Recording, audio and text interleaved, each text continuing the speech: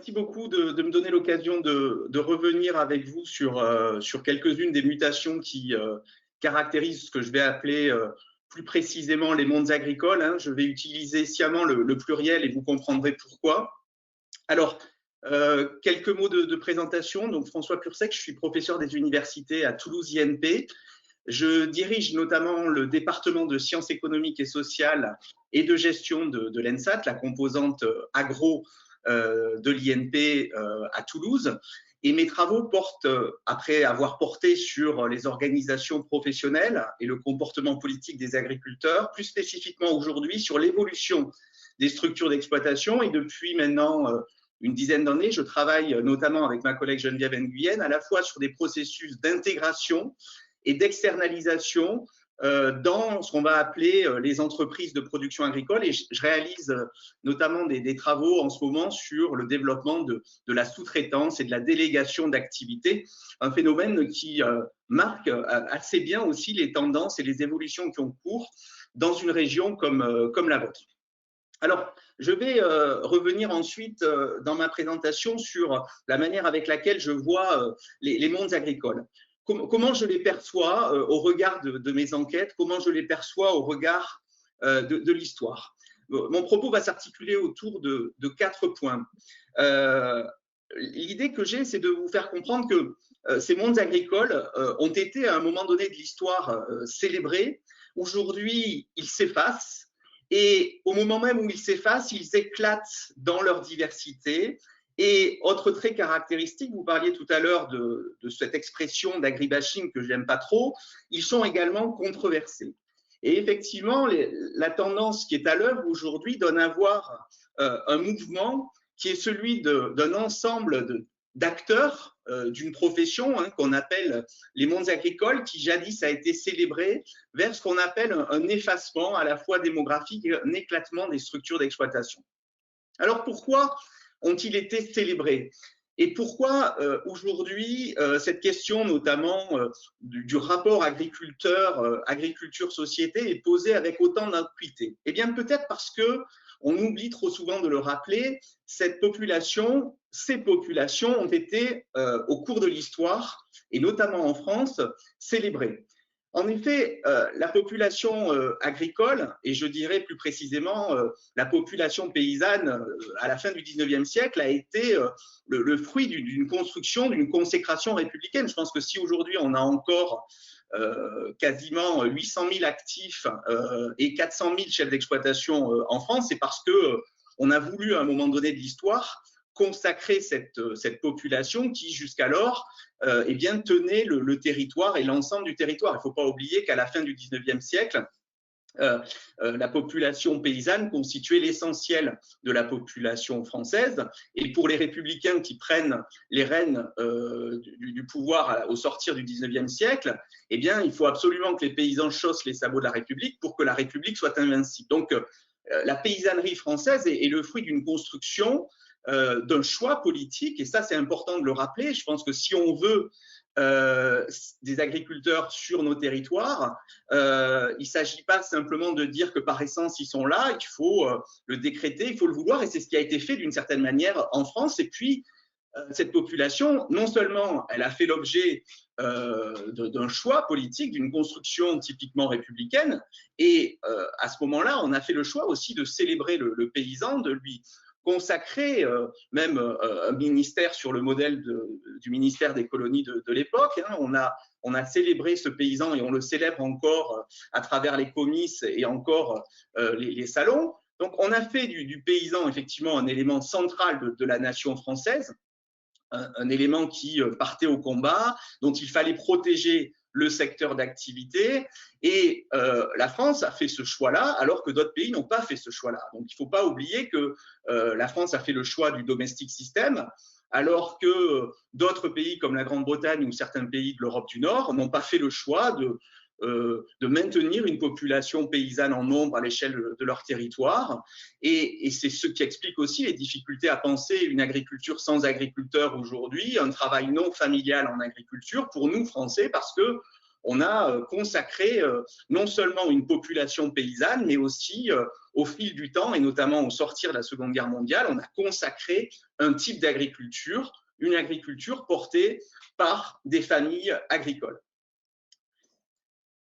Et le paroxysme de cette consécration, c'est très certainement le vote des lois d'orientation de 60-62, et c'est ce passage de la paysannerie au secteur agricole sous l'impulsion de mouvements que vous connaissez bien, hein, qui est le mouvement jassiste, qui a trouvé l'oreille aussi des pouvoirs publics et qui a consacré ce modèle de l'exploitation familiale et tout le combat de toute une génération entre les années 20 et le sortir des années 50, ça a été de faire en sorte qu'on passe de la ferme familiale paysanne à ce qu'on va appeler l'exploitation agricole à 2 unités travail-homme.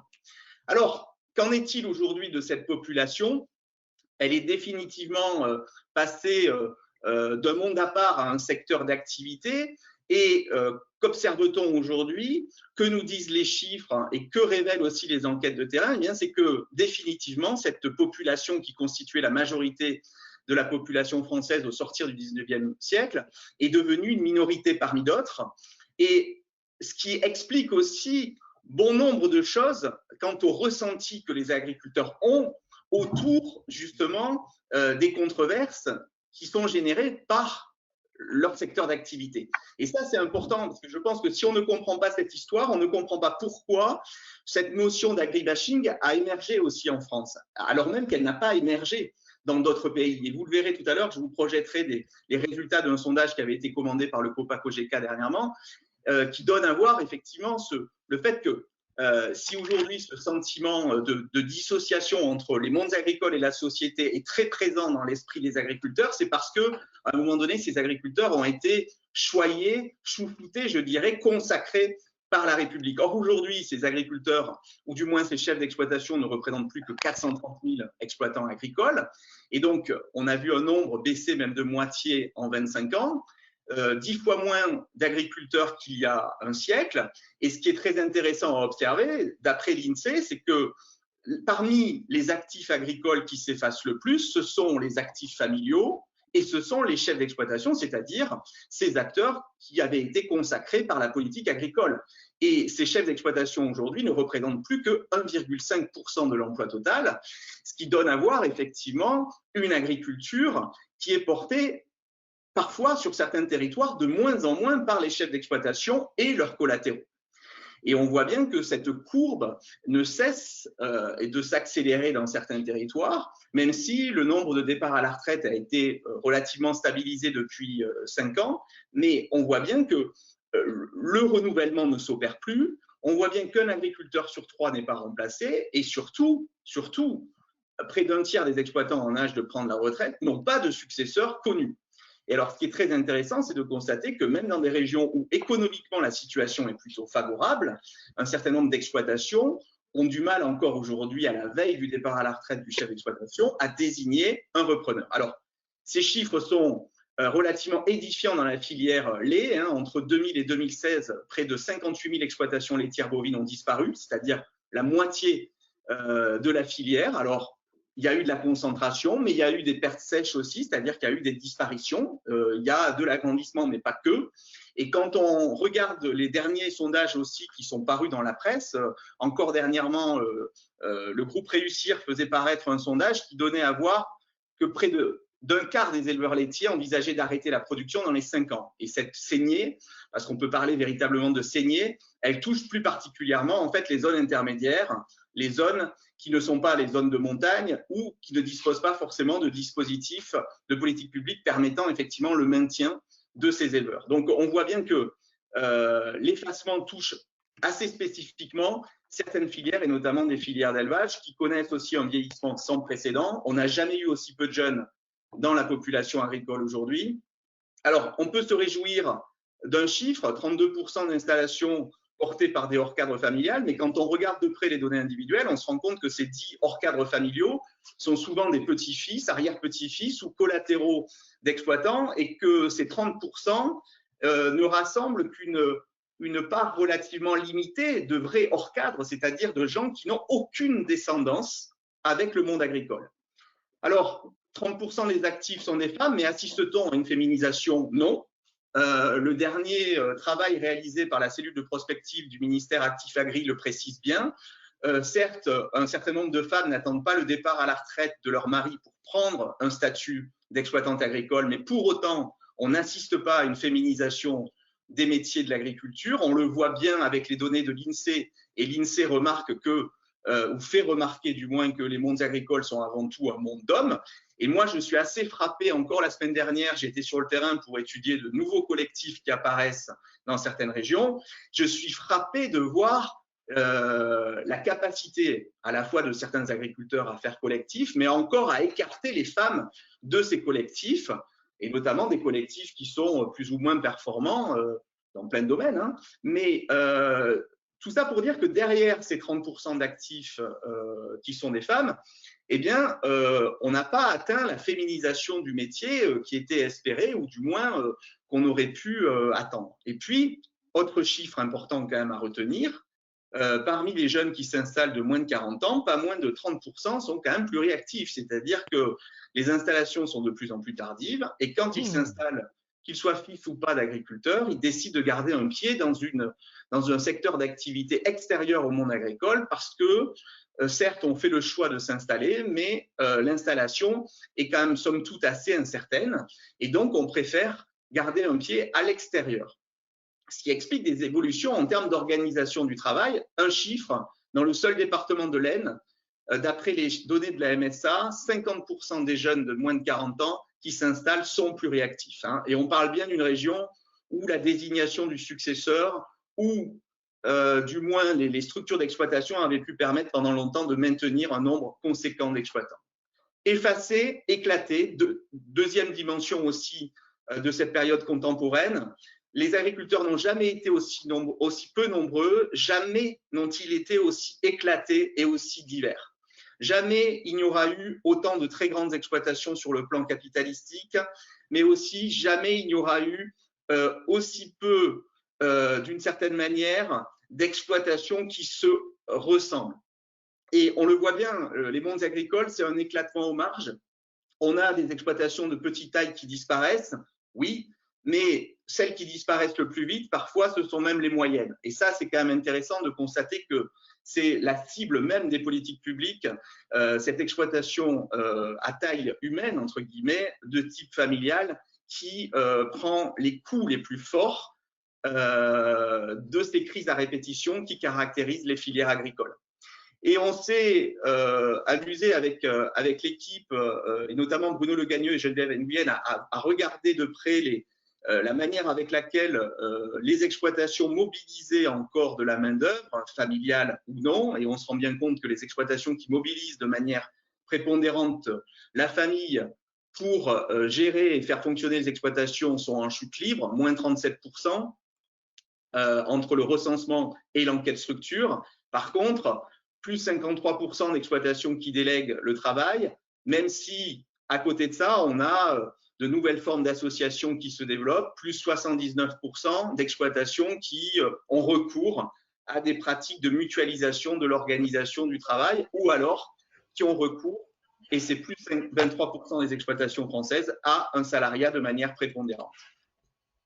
Et c'est ce qu'on avait observé déjà dans le cadre d'un projet que j'avais eu la chance de piloter, le projet AgriFirm. On avait, avec Bruno Le Gagneux et Valérie Olivier, regardé de près justement ces exploitations de type familial. Alors, on se gargarise en France de dire que 90% des exploitations sont de type familial. Oui, pour des raisons capitalistiques, parce que le capital foncier et le capital d'exploitation sont pilotés encore par des familles.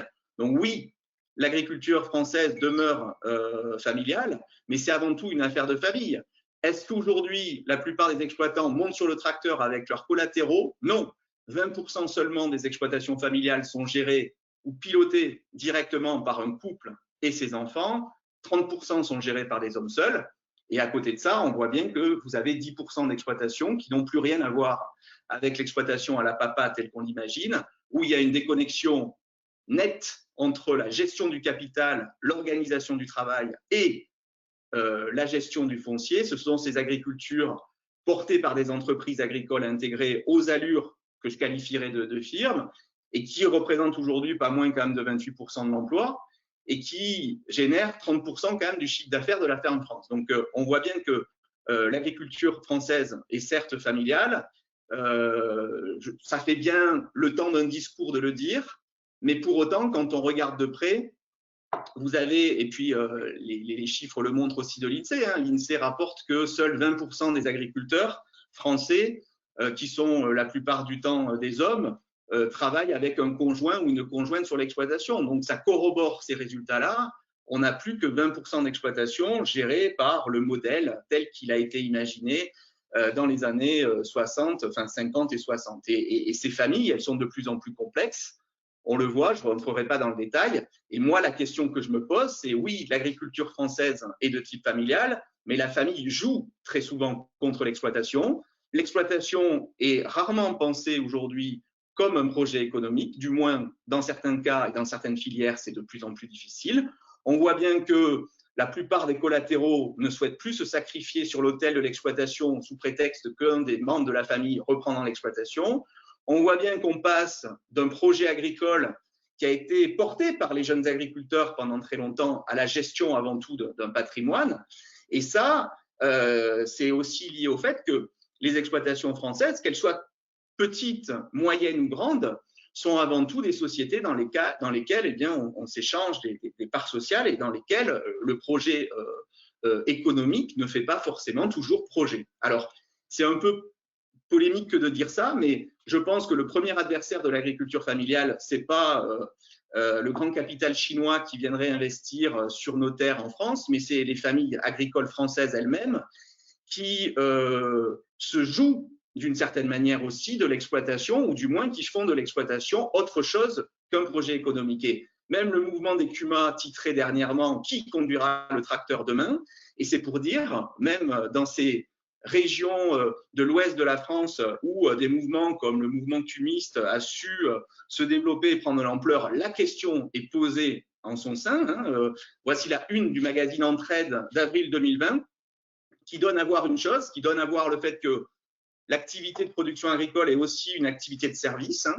Aujourd'hui, un certain nombre d'activités productives font l'objet de ce qu'on va appeler une tertiarisation de l'activité et du secteur agricole. On parle souvent de l'industrialisation du secteur agricole, mais la tertiarisation de l'activité productive agricole est peut-être un nouveau versant de ce que j'appellerais le capitalisme agricole contemporain. Donc, on voit bien, et les chiffres que je vous ai projetés tout à l'heure en témoignent, que tout un marché se développe autour de la prise en charge du travail. Alors, pas forcément que pour des mauvaises raisons, c'est parce que aussi il y a des logiques de recentrage de l'activité. Vous êtes dans une région où un certain nombre d'éleveurs, notamment, se recentrent sur des activités d'élevage pour être beaucoup plus performants sur ces activités de l'élevage et cherchent à déléguer tout ou partie des activités de culture.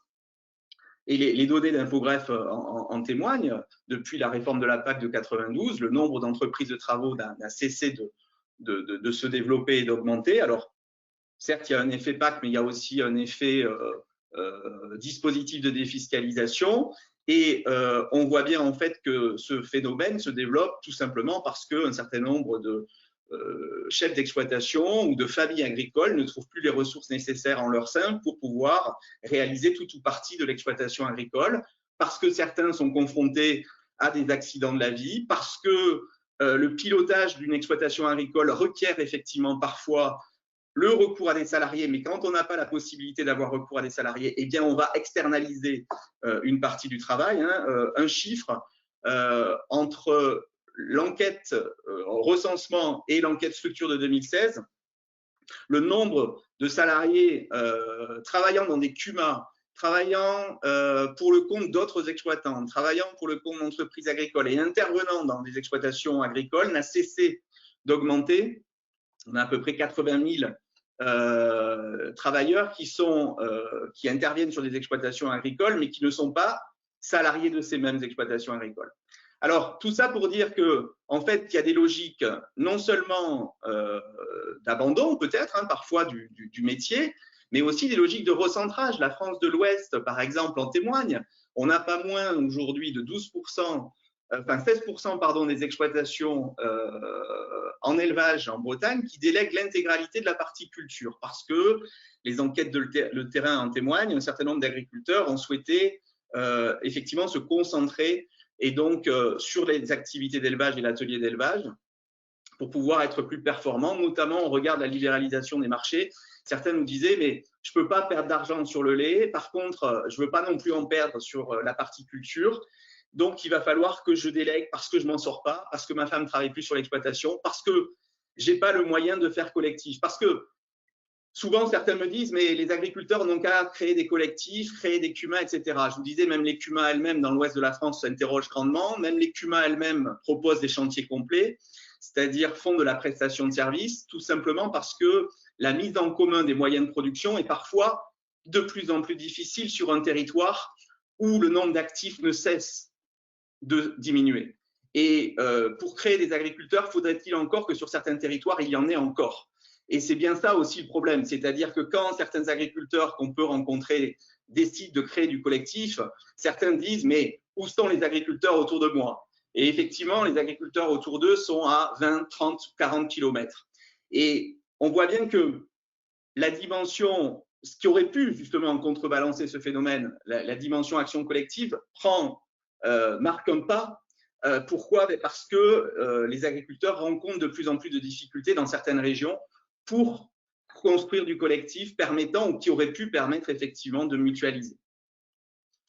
Vous voyez, dans un département comme l'Eure, hein, c'est pas moins de 20 000 hectares de terres céréalières qui sont délégués intégralement. Hein. Donc là, ce sont 20 000 hectares gérés par des exploitants de l'OTEX 15 qui délèguent intégralement. Donc, il n'y a pas que des logiques d'abandon, il y a aussi des logiques de recentrage. Mais ça pose une sacrée question, même pour vous. Hein. C'est la question de savoir qui sont véritablement les agriculteurs qui montent sur le tracteur. Et puis, dernier point, on reviendra là-dessus peut-être plus amplement, ces mondes agricoles sont à la fois effacés, éclatés, controversés. Et je dirais que leur pouvoir à l'échelle des territoires est disputé par d'autres populations et leurs images sont brouillées. Et c'est vrai que les mondes agricoles, c'est des images contradictoires qui vont de l'image du petit paysan à l'exploitant pollueur. On voit bien qu'un certain nombre d'agriculteurs sont dans une situation, je dirais, d'anomie, hein, pour reprendre une notion très, très durkheimienne, c'est-à-dire en situation d'indétermination de leur rôle, des agriculteurs qui ne savent pas où ils vont, des agriculteurs qui sont paumés quant à la manière avec laquelle ils vont même se nommer. On voit bien que l'éclatement des structures d'exploitation rend beaucoup plus difficile l'affirmation d'un groupe de manière homogène. Et ça, c'est rendu encore plus compliqué parce que la plupart de leurs pratiques sont controversées. Vous le savez tous, aujourd'hui, être éleveur, ça ne va pas de soi, mais ça ne va pas de soi d'être non plus producteur de maïs, ça ne va pas de soi d'être producteur de céréales, tout simplement parce que les agriculteurs sont confrontés aussi à une remise en cause des régimes d'innovation qui ont été portés jadis par les agronomes d'État, parce que des phénomènes, des mouvements protestataires ont fait aussi leur apparition. Donc, on voit bien qu'on a une population agricole qui est confrontée à une remise en question de ce qu'elle a été, du moins dans certaines filières, mais pas que. Parce que c'est aussi pour ça que j'aime pas trop cette expression d'agribashing. On voit bien aussi que d'autres agricultures, d'autres agriculteurs ont pu participer de l'émergence de certains systèmes agroalimentaires plus en lien aussi avec le reste de la société. Et on voit bien qu'un certain nombre d'agriculteurs, quand vous leur dites « est-ce que vous avez le sentiment d'être contestés ?» vous disent non, tout simplement parce qu'ils ont un autre rapport aux consommateurs. Donc, on voit bien que derrière ces mondes agricoles,